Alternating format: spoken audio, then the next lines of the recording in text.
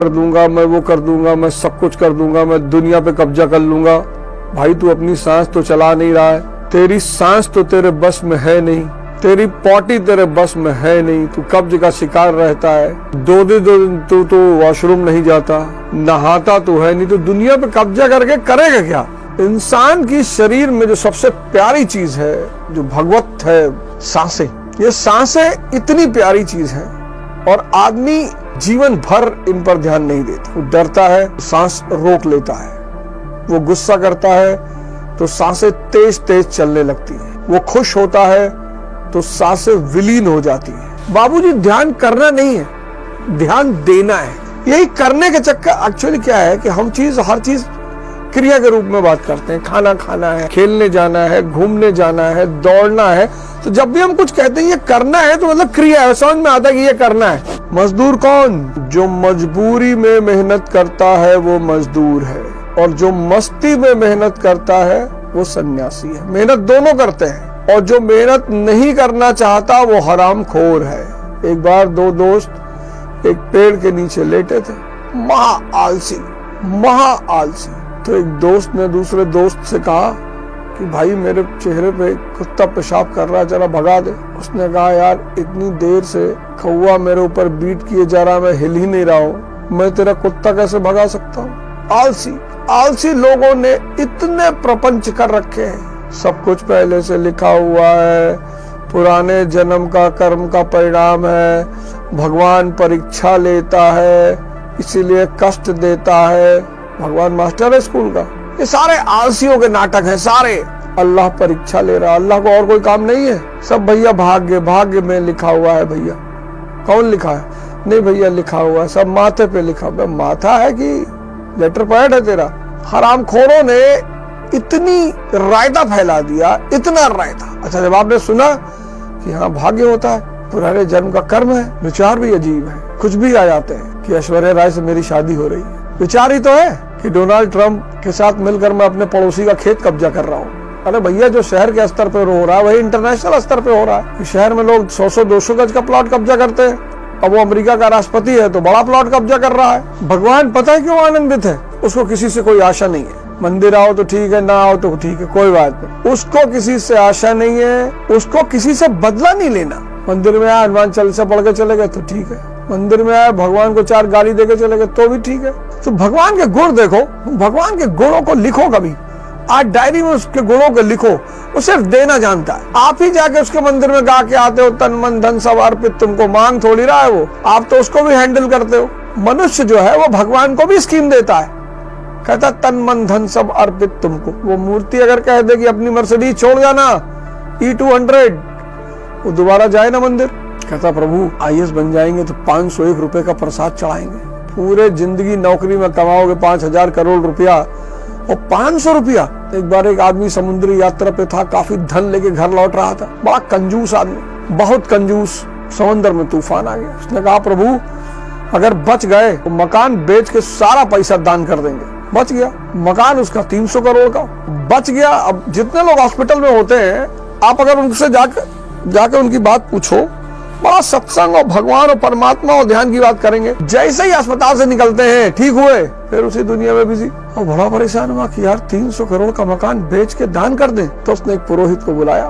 दुनिया की सारी जालसाजी है, हिंदू पुरोहित, मुस्लिम पुरोहित, क्रिश्चियन पुरोहित, इनका काम है। उसने कहा गुरुजी ऐसी बात हो गई, 10,000 रुपया तुमको भी दूंगा, बताओ यार इस मुसीबत से निकलूं कैसे? उसने कहा यार एक काम करो, मकान की नीलामी करो, मकान के साथ साथ एक बगल में बिल्ली रखो, बिल्ली की भी नीलामी करो। उसने कहा गुरुजी बिल्ली?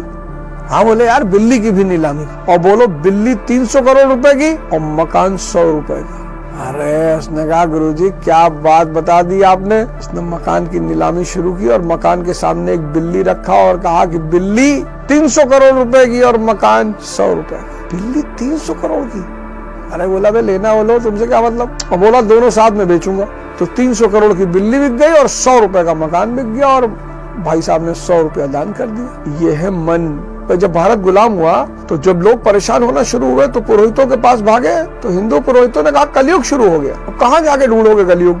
और मुसलमान पुरोहितों ने कहा कि अल्लाह परीक्षा ले रहा है। जब अल्लाह परीक्षा ले रहा है तो क्या कर पाओगे? तब राजा राम मोहन रॉय जैसे लोग आए, उन्होंने कहा नहीं, हम पिछड़ गए हैं, पिछड़ने की वजह से कमजोर हो गए हैं, कमजोरी का परिणाम है गुलामी। जो मजबूरी में मेहनत कर रहा है, मजबूरी में, इसलिए तुम देखो कभी जाओ हजरतगंज लखनऊ और मेफेयर सिनेमा हॉल के पास वो जो बड़ी सी चर्च है, कैथेड्रल चर्च, वहाँ रिक्शे वालों के चेहरे देखो, जले हुए चेहरे, जले हुए, निराशा, हताशा, कालापन। पता है क्यों? वो दुखी है, वो रिक्शा चला रहे हैं, डायबिटीज नहीं है उनको, बीपी नहीं है उनको, वो इस मुद्दे पे खुश हो सकते थे कि भैया हम कुछ भी खा तो सकते हैं। जिसने मोती महल की इमरती नहीं खाई, आधा किलो इमरती और रबड़ी आधा किलो, उसके अमीर पैसा रखने से क्या फायदा है? कहता भाग्य है भैया, भाग्य है भैया, भाग्य देखो भैया, सोनिया गांधी जी इटली से आके भारत पे राज की, भैया भाग्य है भैया। एग्जाम्पल भी ढूंढ ढूंढ के लाएगा, ऐसे एग्जाम्पल ढूंढ ढूंढ के लाएगा कि आपको मानना पड़ेगा कि भाई साहब सही कह रहा है यार। हाँ भाई साहब, हिंदुस्तान में औरतों की कमी थी क्या भाई साहब?